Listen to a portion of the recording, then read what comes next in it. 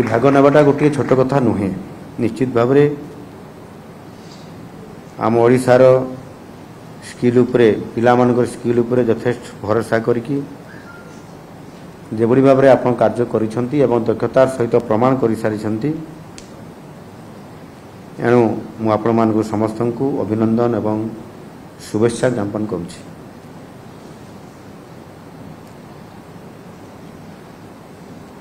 Renewable energy रे Amresh Sahu bronze पदक हासिल करिथिबारु मु तांकु शुभेच्छा और अभिनंदन जनाउछि। एवं गेडेला अखिल वाटर टेक्नोलॉजी रे मेडालियन फॉर एक्सीलेंस पाइछंती मु तांकु मध्य शुभेच्छा अभिनंदन जनाउछि। एवं अन्य जो 13 जन प्रतियोगी भाग नैथिले समस्त को मध्य मु शुभेच्छा और अभिनंदन जनाउछि।